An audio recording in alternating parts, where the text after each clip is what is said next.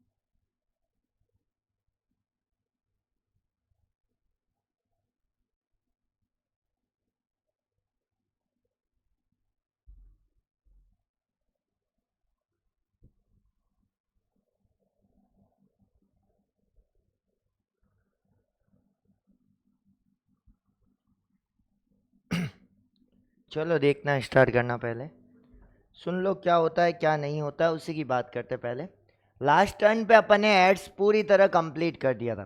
चाहे एड्स के वायरस की संरचना की बात हो, चाहे उसके मैकेनिज्म यानी क्रियाविधि की बात हो, या फिर उसका ट्रीटमेंट कैसे किया जा सकता है, या फिर उसके कौन कौन से टेस्ट अपन करके पता लगा सकते हैं कि एड्स है कि नहीं, ठीक है ना।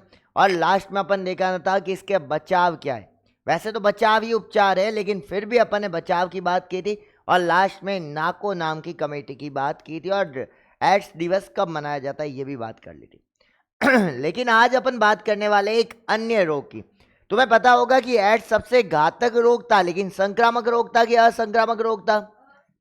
कैसा था रे? संक्रामक, यानी एक व्यक्ति से दूसरे व्यक्ति में फैलेगा कि नहीं फैलेगा? फैलेगा। लेकिन अगर कैंसर की बात करूं तो कैंसर क्या एक व्यक्ति से दूसरे व्यक्ति में फैल सकता है क्या? नहीं।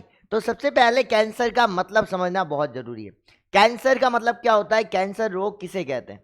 कैंसर की जब अपनी बॉडी की कोई सामान्य कोशिका किसी भी कारण से, समझना पहले एक बार सुनना, अगर मान लो कि अपनी बॉडी की कोई भी सेल है, जैसे हाथ की सेल हो गई, मुख गुआ की सेल हो गई, या ब्लड सेल हो गई, ठीक है ना, कोई भी सेल है बॉडी की, वो अगर कंटिन्यू बहुत तेजी से विभाजन कर रही है, जितना स्पेस होता है उससे ज्यादा विभाजन कर रही है, और विभाजन करते करते एक जगह से दूसरी जगह भी फैल रही है। समझ में आ रही है बात मेरी? विभाजन तो कर रही है, लेकिन विभाजन करते हुए एक जगह पर सीमित नहीं है, एक जगह से दूसरी जगह भी फैल रही है। तो इन सभी कोशिकाओं को अपन कौन सी कोशिका कहेंगे? कैंसर कोशिकाएं। समझ में आई बात मेरी क्या? यानी जो बॉडी में विभाजन तेजी से करे, विभाजन तेजी से करेंगे तो सीधी सी बात है एक जगह से दूसरी जगह फैलेंगे, तो जगह जगह क्या बन जाएंगे? गांठें बन जाएगी। और गांठों को अपन क्या बोलते हैं? ट्यूमर कहते हैं। क्या कहते हैं? ट्यूमर। समझ में आ रही है बात मेरी क्या? अब सुनना, अगर मान लो कि किसी व्यक्ति को कैंसर हो जाता है, तो कैंसर कोशिका और सामान्य कोशिका में कुछ न कुछ अंतर होने वाला है कि सेम होने वाली है? अंतर होने वाला है कि नहीं होना? क्या अंतर होने वाला? वही बात करते हैं कि कैंसर कोशिकाओं में कौन कौन से गुण पाए जाते हैं जिसके कारण इन्हें कैंसर कोशिका कहते हैं, और दूसरी कोशिकाओं को सामान्य कोशिका कहते हैं। इसके रीजन को समझते हैं। पहला रीजन देखना, कॉन्टैक्ट संदमन, जिसे हिंदी में बोलते हैं संपर्क संदमन। नाम समझते हो क्या? अरे वर्ड का मतलब समझ में आ रहा है क्या? संपर्क संदमन, इसका मतलब समझते हो क्या? जैसे मान लो ये एक सेल है, इसके कांटेक्ट में पास वाली सेल और आ गई, इधर भी आ गई, इधर भी आ गई, इधर भी आ गई, इधर भी आ गई, इधर भी आ गई, इधर। समझ आ रही बात मेरी क्या? अरे समझे कि नहीं समझे? अब जैसे ही किसी सेल के कांटेक्ट में पास वाली कोशिकाएं आ जाती है, तो वो विभाजन करना क्या कर देती है? बंद। यानी क्या नाम है? संपर्क संदमन। जैसे ही कोई संपर्क में आएगा वो अपनी क्रिया करना क्या कर देगी, बंद कर देगी, यानी सेल डिवीजन क्या कर देगी, रोक देगी। समझ में आ रही है बात मेरी क्या? लेकिन अगर कैंसर की कोशिका है तो वो ऐसा करने वाली नहीं है। समझ आ रही है? जैसे अपन कभी पेपर देते हैं, कभी टेस्ट दिया रहे जिंदगी में, टेस्ट देते हैं तो पास में कोई टीचर आके खड़ा हो जाए, समझ में आ रही है बात मेरी? अब तुम्हें घूर घूर के ऐसे देख रहा है तो क्या लिख पाओगे? क्या पॉसिबल है क्या? नहीं। तो तुम्हारा उस समय जो क्रिया है वो क्या हो जाएगी, संध में। वैसा ही इसके साथ भी होने वाला है, अलग कुछ होने वाला नहीं है। ये कोई कैंसर कोशिका है, ठीक है ना, मान लो कैंसर कोशिका नहीं है, सामान्य कोशिका है। अगर इसके पास में कोई और सेल आ जाती है तो ये अपने विभाजन करने की क्षमता क्या कर देगी, खो देगी, खत्म कर देगी। समझ में आई? लेकिन कैंसर कोशिका ऐसा करने वाली नहीं है। अगर इसके पास में कोई अन्य कोशिका आ जाती है तो अभी वो अपने विभाजन की क्षमता खोने वाली नहीं है, यानी इसमें संपर्क संदमन देखने को नहीं मिलता। समझ में आया पहला पॉइंट? किसी को दिक्कत हो तो बोल देना, कॉन्टैक्ट संदमन इसी को बोलते हैं। दूसरा, टीलोमियर नाम सुना है कभी क्या? ये नाम कभी सुना हुआ है जिंदगी में क्या? कहाँ होता है? तुम्हारे घर पे होता है कि मेरे घर पे होता है, या मार्केट से खरीद के लाते हो? सेल है, कहाँ पर होता है बताओ? सेल में भी कहाँ पे होता है? चलो, क्या? क्रोमोसोम, गुणसूत्र के ऊपर। गुणसूत्र सुने हुए है कि नहीं सुने हुए? गुणसूत्र नाम सुना हुआ है कि नहीं सुना हुआ? तो इनके प्रारंभिक पार्ट्स और ये वाले पार्ट्स क्या कहलाते हैं, टीलोमियर। आई बात समझे? टीलोमियर जो होते हैं, याद भी रखना है कहां पर पाए जाते हैं, गुणसूत्रों पर पाए जाते हैं। और ये टीलोमियर क्या वर्क करने वाले, ये भी पता होना चाहिए। जो कोशिकाओं का विभाजन होता है, कंटिन्यूस सेल डिवीजन होता है, वो किसके कारण होता है, टीलोमियर्स के कारण होते हैं। अगर मान लो अपने टीलोमियर्स विघटित हो जाते हैं, ठीक है ना, किसी भी रीजन से, एक एज के बाद कोशिका विभाजन बंद करती है कि नहीं करती? समझ आ रही है बात मेरी? एक सामान्य व्यक्ति, एक बच्चा होता है, उसमें कोशिका विभाजन ज्यादा होते हैं कि कम होते हैं? ज्यादा होते हैं। और एक बुढ़ा व्यक्ति है, बुजुर्ग है, समझ में आ रही है बात मेरी क्या? क्या उसमें कोशिका विभाजन ज्यादा होंगे कि कम होंगे?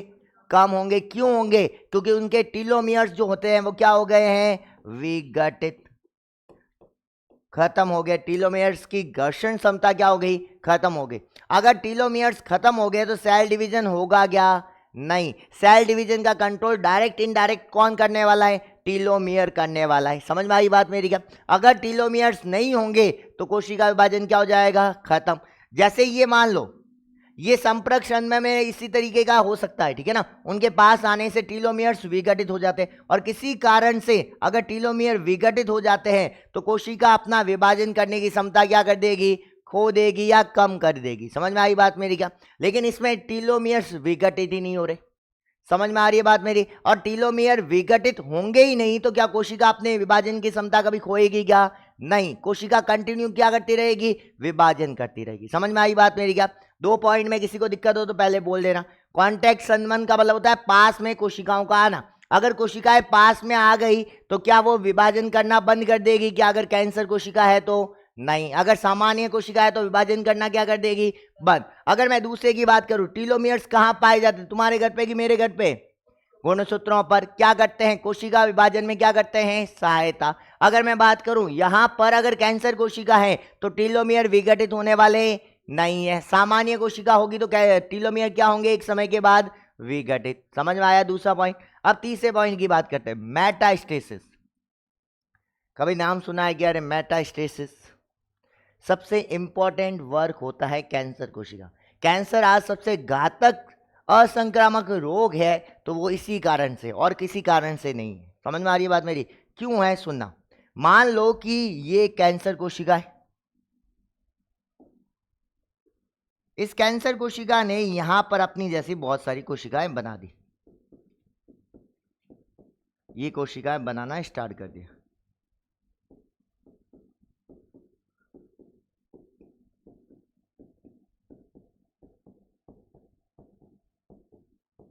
अब ये एक जगह ही बना देती तो कोई दिक्कत वाली बात ही नहीं थी, ठीक है ना। एक जगह पर ये गांठें बन जाती तो कोई दिक्कत वाली बात ही नहीं थी। और डॉक्टर क्या करता, एक जगह से ऑपरेशन करता, इन कोशिकाओं को क्या कर देता, हटा देता।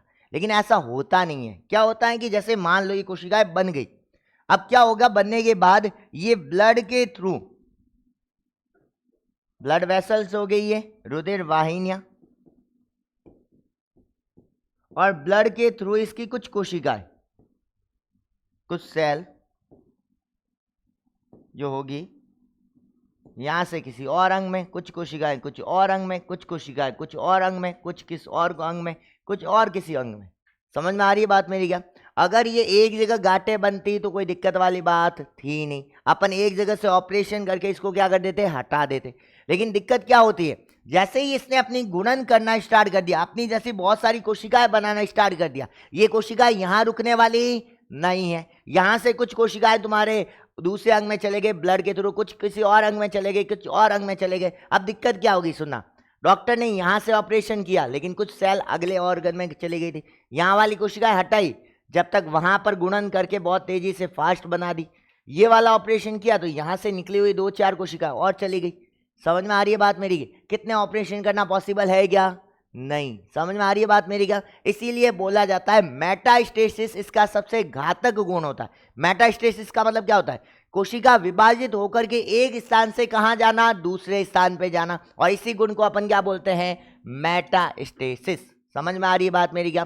3 प्रॉपर्टी याद रखनी है। पहला क्या करना है, सेल के पास में सेल को लाकर बिठाना है, जिसे अपन क्या बोलेंगे, संपर्क संवहन। क्या संपर्क संवहन इसमें होने वाला है क्या?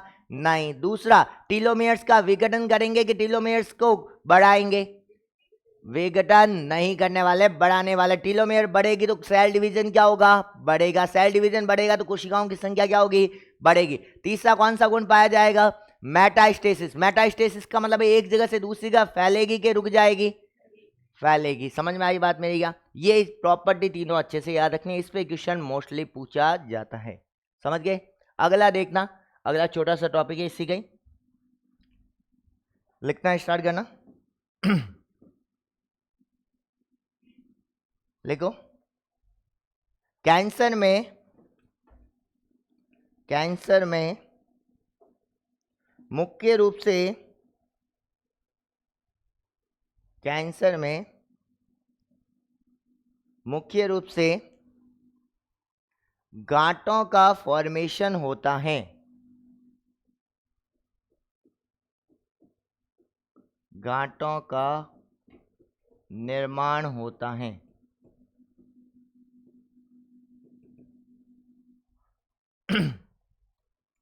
इन गांठों या ट्यूमर को, इन गांठों या ट्यूमर को मुख्य रूप से 2 भागों में, मुख्य रूप से 2 भागों में वर्गीकृत किया गया है।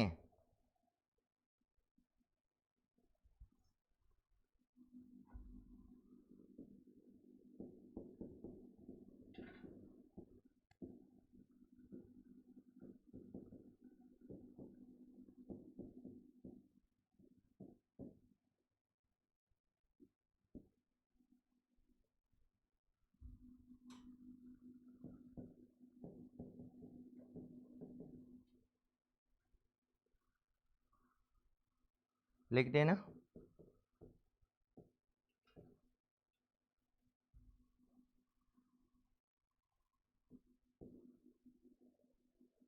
मैलिग्नेंट और बिनाइन ट्यूमर।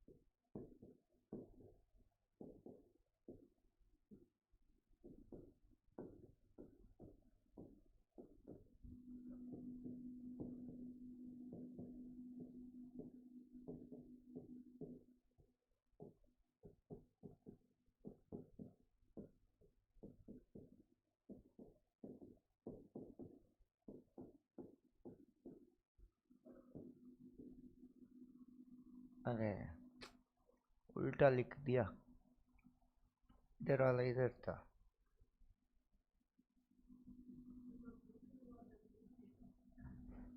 तुम क्या करना है, बिना इनको काट दो, और क्या करोगे, पूरा थोड़ी काटना है तुम्हें।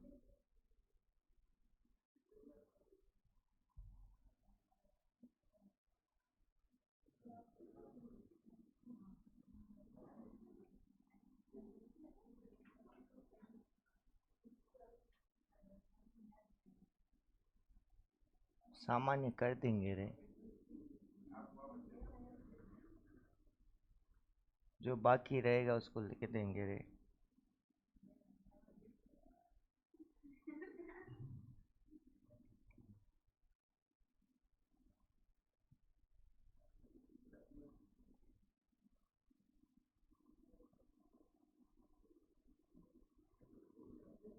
बिना ना आएगा साहब।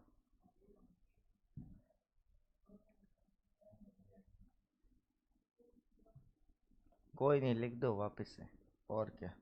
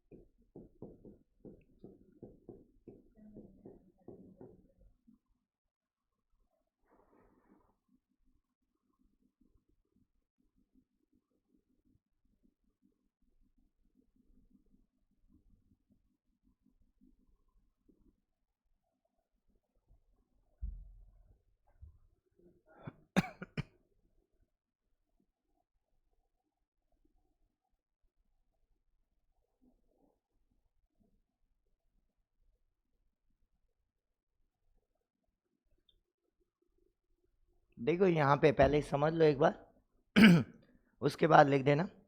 बहुत सिंपल सा है ज़्यादा कुछ भी नहीं है। एक बार सुन लो पहले। गांठें जो होती है अपनी बॉडी में दो टाइप्स की होती है, तुमने देखी भी होगी बहुत बार, ठीक है ना। एक होती है मैलिग्नेंट ट्यूमर और दूसरा होता है बिनाइन ट्यूमर। मैलिग्नेंट किसको बोला जाता है और बिनाइन किसको बोला जाता है, समझ में आ रही है बात मेरी? सबसे पहले इसी को समझ लेना। बिनाइन किसको बोलते हैं? मान लो तुम्हारे किसी स्थान पे गांठ हो गई, वो गांठ की सेल यहीं तक सीमित है, यहां से आगे बढ़ नहीं रही है, ठीक है ना। एक निश्चित स्थान पे गांठ बन गई, उस गांठ की विभाजनशील कोशिकाएं बॉडी में एक जगह से दूसरी जगह नहीं जा रही है। जैसे मैं तुम्हें बताऊं, मस्सा मस्सा देखा हुआ है कि नहीं देखा हुआ? देखा कि नहीं? और किसी के गांठें बन जाती है थोड़ी थोड़ी छोटी छोटी, ऑपरेशन करके हटा दी जाती है।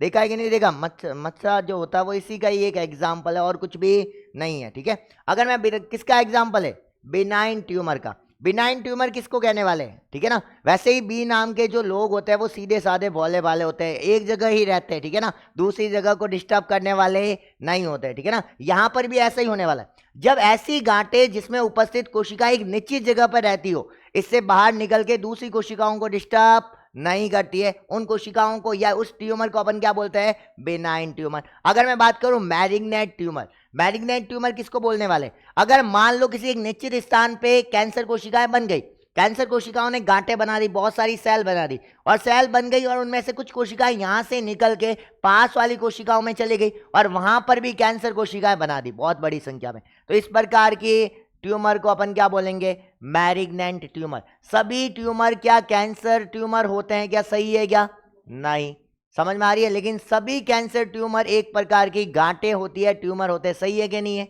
समझ में आ रही है सेंटेंस क्या, किसी को दिक्कत हो तो बोल देना। इसीलिए सभी गांठों को कैंसर गांठें कहना सही नहीं है, क्योंकि गांठें कितने टाइप्स की हैं, दो, पहली कौन सी, मैलिग्नेंट, दूसरी कौन सी, बिनाइन। अगर कैंसर कोशिकाएं कहना है तो कौन सी गांठों को कहेंगे, मैलिग्नेंट। क्यों कहेंगे, क्योंकि इसमें कौन सा गुण पाया जाता है, फैलने का। फैलने का गुण कौन सा बोला था मैंने, तीसरा गुण, जिसका नाम क्या था, मेटास्टेसिस।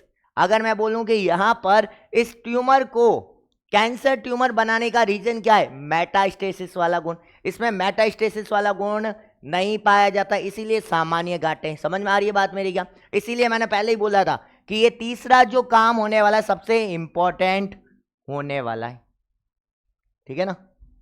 तो किसी को दिक्कत हो तो बोलना फटाफट, नहीं तो लिखो फटाफट जिसके बाकी है, थोड़ा जल्दी लिखो रे, स्पीड थोड़ी फास्ट बढ़ाओ।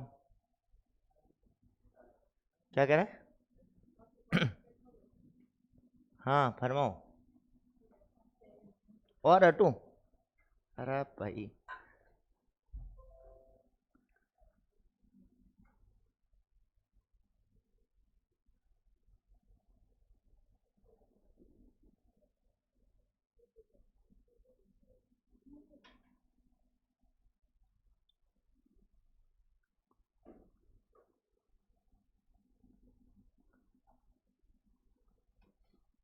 चलो लिख दिया अब तो सबने, अरे भाई आज ही लिखना है इधर से इधर करो तुम भी फटाफट, इधर से इधर कहाँ किया मैंने, मिटाया पूरा का पूरा।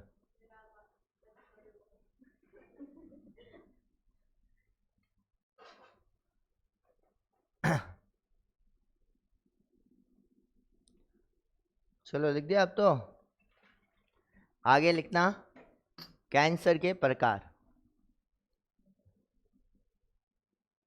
कर दो इसको आगे।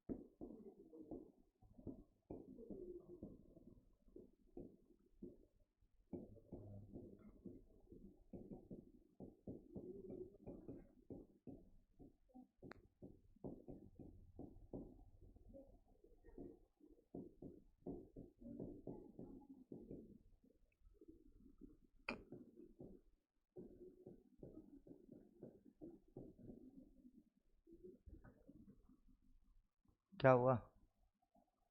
कौन सा? बोल बोल बोल।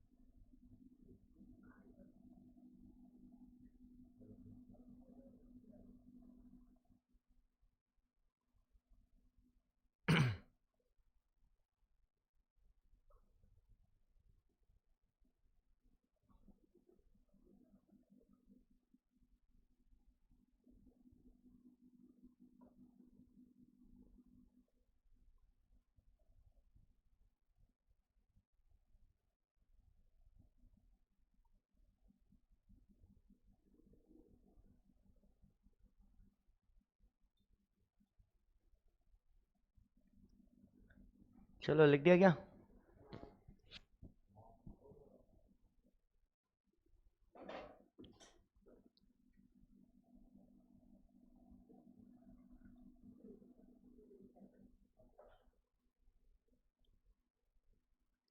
अब देखो यहाँ पे अगर मैं बात करूँ यहाँ पे, जो कैंसर जो होता है वो 3 टाइप्स के होते हैं, ठीक है ना। जो कैंसर अपन ने पढ़ा, पहले तो पढ़ा कि कैंसर की क्या प्रॉपर्टीज होनी चाहिए, कि ये गुण होंगे तो इसे कैंसर कहेंगे।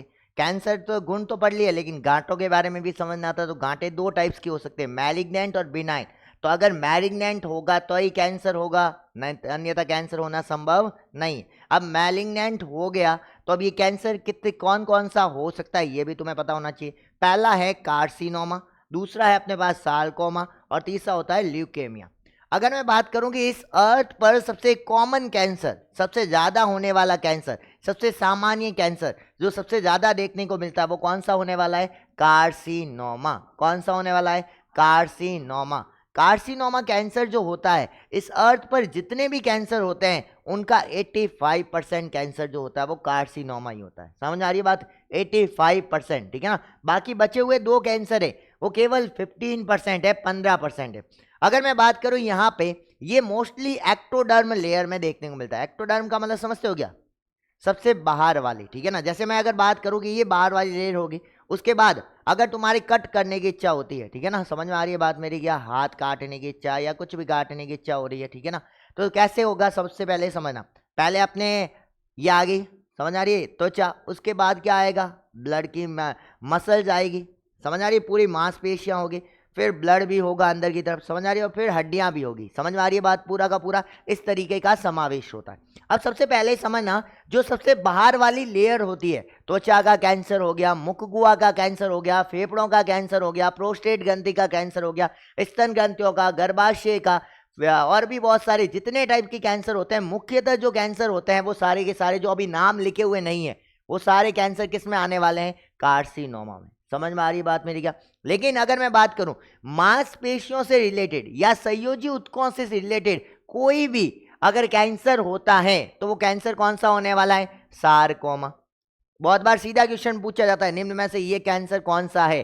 कार्सिनोमा है, सारकोमा है, ल्यूकेमिया है, ठीक है ना। तो मांसपेशियों से रिलेटेड, मसल से रिलेटेड, पेशियों से रिलेटेड अगर किसी भी प्रकार का कैंसर है तो वो कैंसर कौन सा है? सारकोमा। और अगर मान लो ब्लड से रिलेटेड, द्रव्य पदार्थों से रिलेटेड कोई कैंसर है तो वो कौन सा कैंसर होने वाला है? ल्यूकेमिया। और सबसे घातक कैंसर कौन सा होता है? क्या? अगर इधर वाले लूं, इधर वाला लूं कि उधर वाला लूं, बताओ? Blood cancer. क्योंकि एक बार ब्लड कैंसर हुआ तो सीधी सी बात है पूरी बॉडी में फैलेगा कि एक जगह फैल के सीमित हो जाएगा? पूरी बॉडी के अंदर। उसका ट्रीटमेंट पॉसिबल ही नहीं है, मृत्यु निश्चित ही है। समझ में आ रही है बात मेरी क्या? तो सबसे घातक जो कैंसर होने वाला है जिसमें मृत्यु होना फिक्स है, ठीक है ना, वो कौन सा है? ल्यूकेमिया। समझ में आई बात मेरी? बचने की पॉसिबिलिटी बहुत कम है। लेकिन अगर बाकी कैंसरों की बात की जाए तो इसे प्रॉपर या प्रारंभिक अवस्था में पहचान लिया जाए और इसका प्रॉपर ट्रीटमेंट ले लिया जाए तो जान बचाई जा सकती है, ठीक है ना। पहले की बात करते हैं, कार्सिनोमा। कार्सिनोमा मैंने बता दिया सबसे सामान्य कैंसर होता है। इस अर्थ पर होने वाले 85% कैंसर जो होते हैं वो कौन से होने वाले हैं? कार्सिनोमा। अगर मैं बात करूं कि विश्व के अंदर जो सबसे कॉमन प्रकार का कार्सिनोमा कैंसर या सबसे कॉमन कैंसर तीनों में से जो सबसे ज्यादा होता है पुरुषों के अंदर, वो कौन सा होता है? प्रोस्टेट ग्रंथि। नाम कभी सुना था क्या? अरे कहाँ सुना था? 3 प्रकार की ग्रंथियां बताई थी कि नहीं बताई थी? पहली ग्रंथि कौन सी थी? शुक्राशय। दूसरी कौन सी थी? प्रोस्टेट। तीसरी कौन सी थी? काउपर। एक थी कि एक जोड़ी थी? प्रोस्टेट ग्रंथि एक थी कि एक जोड़ी थी? एक थी। समझ में आ रही है बात मेरी क्या? वही प्रोस्टेट ग्लैंड इस पूरे वर्ल्ड के अंदर सबसे ज्यादा जो कैंसर होता है पुरुषों के अंदर वो कौन सा होता है? प्रोस्टेट ग्रंथि का कैंसर। समझ में आई बात मेरी क्या? अगर महिलाओं में विश्व के अकॉर्डिंग देखा जाए तो महिलाओं में सबसे ज्यादा जो कैंसर देखने को मिलता है वो कौन सा देखने को मिलता है? स्तन ग्रंथियों का कैंसर। सबसे ज्यादा जो महिलाओं में पूरे वर्ल्ड के अंदर सबसे ज्यादा देखने को मिलता है वो कौन सा कैंसर होने वाला है? स्तन ग्रंथियों का। लेकिन अगर मैं बात करूं इंडिया की, ये तो वर्ल्ड की वाइड की बात होगी, लेकिन इंडिया के अकॉर्डिंग अपन देखें तो सबसे ज्यादा जो कैंसर देखने को मिलता है वो कौन सा देखने को मिलता है? मुखगुआ कैंसर, ठीक है ना। क्योंकि अपने यहाँ पर जो गुटखा जर्दा, समझ में आ रही है बात मेरी क्या, उनका सेवन सबसे ज्यादा होता है। इसीलिए अपने यहाँ पर जो सबसे ज्यादा कैंसर देखने को मिलता है वो किसका देखने को मिलता है? मुखगुआ का। और फीमेल में जो सबसे ज्यादा देखने को मिलता है वो कौन सा देखने को मिलता है? गर्भाशय का। समझ में आ रही है बात मेरी क्या? सीधी सी बात है, गर्भाशय का। क्यों? क्यों? अपने यहाँ पे जनसंख्या सबसे ज्यादा है। हर दंपति जो होता है कम से कम 3-4 संतति उत्पन्न करता है। समझ में आ रही है बात मेरी क्या?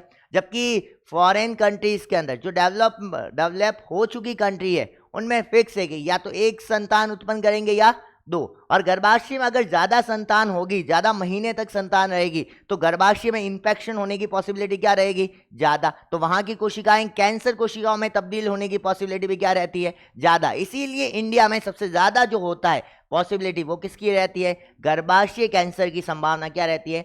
सबसे ज्यादा रहती है। समझ में आई बात मेरी क्या? अरे दिक्कत है किसी को? फिर से सुन लेना। कैंसर कितने टाइप्स के होने वाले हैं? 3। पहला कौन सा है? कार्सिनोमा। दूसरा कौन सा है? सार्कोमा। तीसरा कौन सा है? ल्यूकेमिया। कार्सिनोमा सबसे ज्यादा होगा कि सबसे कम होगा? सबसे ज्यादा। सबसे ज्यादा कितने प्रतिशत? 85%। अगर मैं पूछूं विश्व में सबसे कॉमन जो कैंसर है सबसे ज्यादा होने वाला पुरुषों के अंदर कौन सा है? प्रोस्टेट। महिलाओं में कौन सा? स्तन ग्रंथि। अगर मैं पूछूं भारत में अगर पूछा जाए तो पुरुषों में कौन सा? मुखगुआ। और मादा में कौन सा? गर्भाशय। अगर मैं पूछूं कि अगर सार्कोमा कैंसर किससे रिलेटेड होता है? पेशियों से। और ल्यूकेमिया किससे रिलेटेड होता है? ब्लड से। यहां तक किसी पॉइंट में दिक्कत हो तो पूछ लेना, लिख देना यहाँ पे सबसे घातक।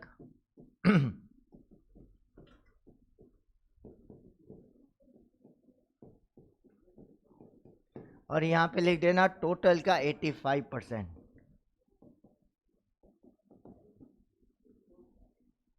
यहां तक किसी को दिक्कत हो तो पहले पूछ लेना। अगले हेडिंग डाल देना कैंसर जन।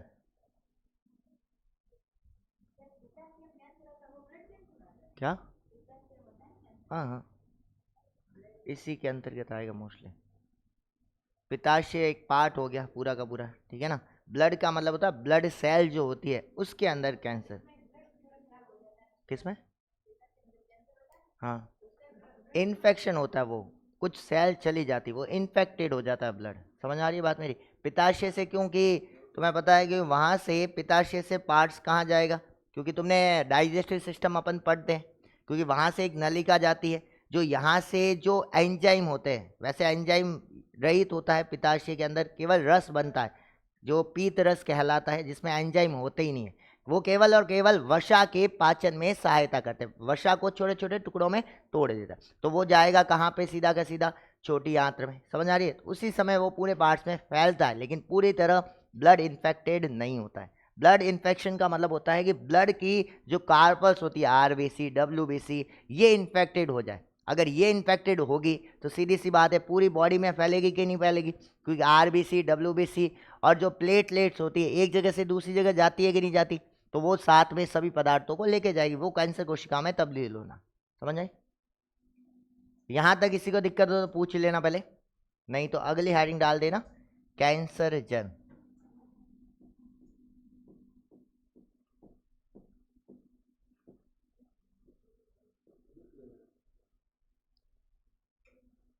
लिखना स्टार्ट करना, कैंसर जन के अंदर लिखना स्टार्ट करना। ऐसे कारक, ऐसे कारक, ब्रैकेट में लिख देना शारीरिक, रासायनिक,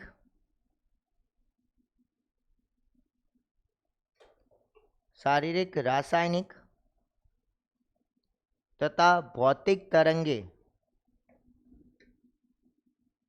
ऐसे कारक ब्रैकेट में लिख देना शारीरिक, रासायनिक और भौतिक तरंगे, ब्रैकेट बंद कर देना। ऐसे कारक जो कैंसर उत्पन्न करते हैं, जो कैंसर उत्पन्न करते हैं,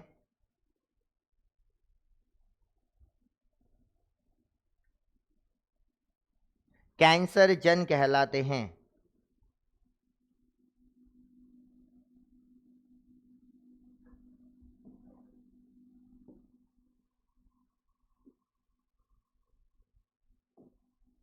और ये बनाना स्टार्ट कर देना।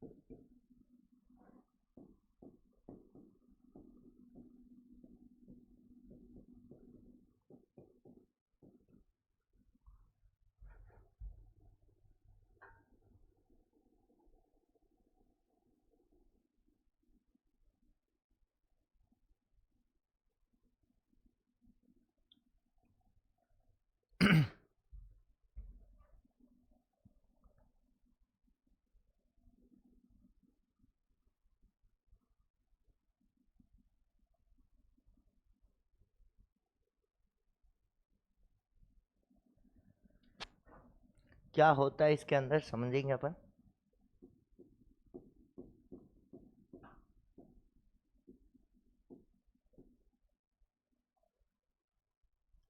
चलो बना दिया। चलो सुन लो पहले एक बार, फिर बना देना जिसके भी बाकी है। पहले एक बार समझ लो 5 मिनट जल्दी से। चलो सुनो, अगर मान लो तुम्हारा घर टॉवर के पास में, ठीक है ना, पास में तुम्हारे नेटवर्क का टावर लगा हुआ है, ठीक है ना, वोडाफोन का, जियो का, ठीक है ना, तुम्हारे नेटवर्क अच्छे से पकड़े। समझ में आ रही है बात मेरी क्या? तो अगर मान लो कि अगर तुम्हारा घर टावर के पास में है तो मान के चलो तुम्हें कैंसर होने की पॉसिबिलिटी क्या हो जाएगी, बढ़ जाएगी, क्योंकि उस टावर से निकलने वाले रेडिएशन जो होते हैं, ठीक है ना, जो रेडिएशन जो उस टावर को मोबाइल के नेटवर्क को बनाए रखने के लिए जितने भी रेडिएशंस निकलते हैं वो सीधे के सीधे अपनी सेल पर जाकर अटैक करते हैं। अपनी सेल के अंदर दो प्रकार के जीन होते हैं, एक प्रोटोऑन्कोजीन और दूसरा होता है ट्यूमर सस्पेंसर जीन। प्रोटोऑन्कोजीन इनएक्टिव होता है और जो ट्यूमर सस्पेंसर जीन होता है वो एक्टिव होता है। प्रोटोऑन्कोजीन वैसे जो वायरस को प्रोड्यूस कर अपने कैंसर की कोशिकाओं को प्रोड्यूस मेटास्टेसिस का गुण होता है, ये इसी प्रोटोऑन्कोजीन्स के कारण होता है, ठीक है ना, जो अपनी सेल में इनएक्टिव होता है ताकि उनमें संपर्क संबंध नहीं हो, ठीक है ना, संपर्क संबंध पाया जाए सामान्य सेल में, मेटास्टेसिस का गुण नहीं पाया जाए, ये सारा रेगुलेट इसकी इनएक्टिव फॉर्म करती है। किसी भी कारण से वो हानिकारक रेडिएशन अगर तुम्हारी सेल के कांटेक्ट में आ गए तो वो हानिकारक रेडिएशन बॉडी के अंदर सेल के अंदर जाके सबसे पहला काम करते हैं, प्रोटोऑन्कोजीन्स को क्या कर देंगे, एक्टिव कर देंगे। प्रोटोऑन्कोजीन अगर एक्टिव हो गया तो ये क्या करेगा, ट्यूमर सस्पेंसर जीन जो इनएक्टिव था एक्टिव था उसको क्या कर देगा, एक्टिव। इसका मतलब क्या है समझ लो, ट्यूमर सस्पेंसर जीन यानी ट्यूमर को संदमित करने वाला जीन। समझ में आ रही है बात मेरी क्या? ये सामान्य सेल के पास होता है। लेकिन मान लो प्रोटोऑन्कोजीन अगर इनएक्टिव था और रेडिएशन के कारण एक्टिव हो गया तो ये एक्टिव प्रोटोऑन्कोजीन सीधा कहाँ जाएगा, ट्यूमर सस्पेंसर जीन के पास। और ट्यूमर सस्पेंसर जीन जो पहले कैसा था, एक्टिव था, अब क्या कर देगा उसे, इनएक्टिव, जिससे उससे समसूत्री विभाजन तेजी से क्या हो जाएंगे, बढ़ जाएंगे। तेजी से बढ़ेंगे तो वो एक जगह से दूसरी जगह भी क्या कर देगा, क्योंकि प्रोटोऑन्कोजीन जो पहले इनएक्टिव था अब क्या हो गया, एक्टिव, तो ये इसमें कौन सा गुण ले आएगा, मेटास्टेसिस। केवल ऐसा नहीं कि रेडिएशन के कारण ही हो, समझ में आ रही है बात मेरी, इसके बहुत सारे रीजन है। तुम कभी वहां पे ठंडे क्षेत्रों में अपन देखते हैं कि मूवी में देखा होगा, जो कश्मीर में या मनाली में रहते हैं वो अपने यहाँ पर गले के अंदर एक छोटा सा ऐसा पूरा क्या कहते हैं उसको, गरम, जिसमें जो होते हैं कोयले वगैरह डाल के ऐसे पहन के रखते हैं। समझ आ रही है बात मेरी, किसी ने देखा हो तो ठीक है। तो उसको पहनने से भी क्या हो सकता है, कैंसर होने की संभावना बढ़ जाती है, ठीक है ना। बहुत सारे कारक होते हैं, ठीक है ना। अपनी बॉडी की सेल पहले ये प्रोटोऑन्कोजीन इनएक्टिव था, किसी भी कारण से एक्टिव हो गया तो ये सीधी की सीधी सामान्य कोशिका किसमें चेंज हो जाएगी, कैंसर कोशिका में। और सीधी से याद रखना है, सामान्य कोशिका में दो प्रकार के जीन है, पहला कौन सा है, प्रोटोऑन्कोजीन, एक्टिव है कि इनएक्टिव है, इनएक्टिव। लेकिन अगर ये एक्टिव हो गया तो दूसरा एक और जीन होता है जिसका नाम क्या है क्या नाम है, ट्यूमर सस्पेंसर जीन। ये कैसा होता है, एक्टिव होता है कि इनएक्टिव होता है एक्टिव होता है। अगर मैं बात करूं ये इनएक्टिव हो गया, इनएक्टिव था अब एक्टिव हो गया तो ये वाला जीन क्या कर देगा इसको, इनएक्टिव। और सामान्य कोशिका किस में चेंज हो जाएगी, कैंसर कोशिका में चेंज हो जाएगी। समझ में आ रही है बात मेरी क्या? तो यहां तक अपने क्या क्या हुआ देखो, पहले सुन लेना। कैंसर के बारे में सामान्य परिभाषा हो गई, फिर अपने कैंसर कोशिका के गुण कंप्लीट कर दिए, फिर अपने कैंसर के ट्यूमर जो होते हैं उनके प्रकार देख लिए, उसके बाद अपने कैंसर के प्रकार देख लिए और कैंसर जन के बारे में पढ़ लिया। अब एक दो टॉपिक बचे हुए कैंसर अपन अगले टर्न पे खत्म करेंगे और मलेरिया स्टार्ट करेंगे।